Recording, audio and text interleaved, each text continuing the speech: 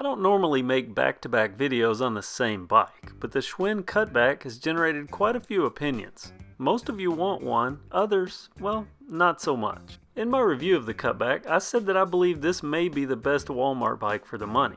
The component set alone marks a new standard for what a $99 bike can be. I didn't buy the Cutback to upgrade it, but based on the comments I'm seeing, it appears that many of you want the bike to do just that. And I can understand that, because the bike does have a threadless headset begging for a better stem and handlebars. And within my first few minutes of riding, I could tell that the grips were definitely going to need to be replaced if you planned on using the bike a lot.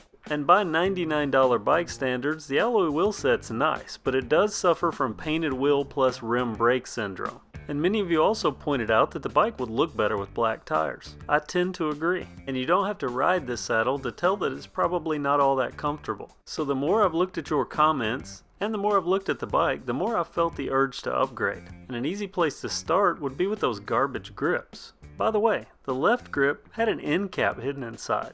Wasn't present on the right. I could also get rid of the stem. While it is usable, it's anything but a looker.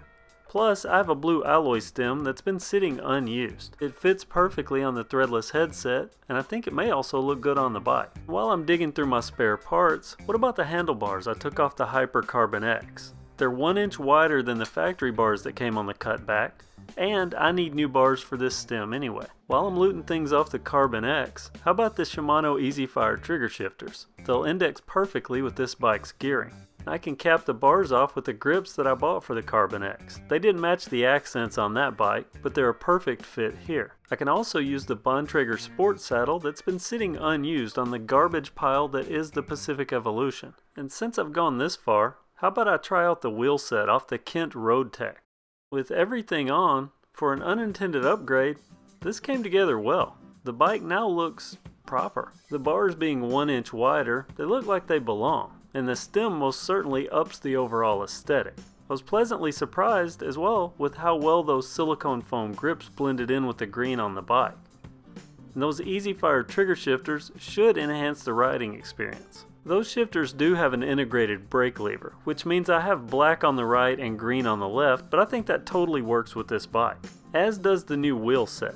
Personally, I didn't have a problem with the colored tires, but the new black tires do give the bike a more upscale look. And as much as I've disliked it, there is one advantage to having all these cheap bikes share the same gearing in the rear. Plus, the bike now has a proper braking surface for those rim brakes. I know from past experience that the Bontrager Sport saddle will add to the comfort level of this bike, but it also gives the bike a more capable look. So with the addition of a few parts I had laying around, I've taken this $99 bike from this to this. And in the back, from this to this. And most importantly, the bike no longer sounds like a dying seal when you try to stop. It went from that to this. As expected, the shifter and the new grips add a more refined feel to the bike. What I didn't expect was the improved ride quality from the wheelset change. I went up to 32C from 28C unknowingly. I didn't pay attention. But what that did was made a noticeable improvement in the confidence feeling on the bike. It's not faster, but it definitely feels more capable. Speaking of feeling, there were lots of not so positive feels with the old saddle, but the new saddle greatly improves the usable range of the bike. Also, I may need to buy that painting.